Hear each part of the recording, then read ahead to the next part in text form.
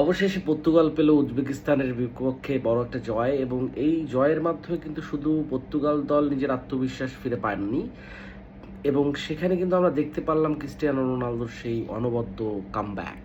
এবং তিনি কিন্তু জানান দিয়েছে যে আই অ্যাম ব্যাক। রিয়েলি আজকের ম্যাচটা পুরোটা মিলেই কিন্তু ক্রিস্টিয়ানো রোনালদো বেশ দারুণ ফর্মে ছিলেন এবং সেই সাথে পর্তুগাল টিমের প্রথম ম্যাচের ঠিক অগোছালো জায়গাটা কিন্তু কিছুটা হলেও গোছালো মনে হয়েছে আজকের ম্যাচে। সতীর্থরা বেশ ভালো সাপোর্ট দিয়ে যাচ্ছিলেন, বিশেষ করে নুনো ম্যান্ডেসের কিছু বাড়ানো পাস দুর্দান্ত ছিল এবং সেই সাথে শুধু নুনো ম্যান্ডেস না, ম্যাচের বাকি যে খেলোয়াড় তারাও কিন্তু প্রচণ্ড সাপোর্ট দিয়ে গেছেন প্রত্যেক ম্যাচের ঠিক শেষ মুহূর্তটা পর্যন্ত কিন্তু চেষ্টা করেছে সকল প্লেয়ার যে আজ যেন ক্রিস্টিয়ানো রোনালদো হ্যাটট্রিকের দেখা পান, কিন্তু সেটি তিনি পাননি। কিন্তু সব কিছু মিলিয়ে 5-0 একটা বড় জয় পায়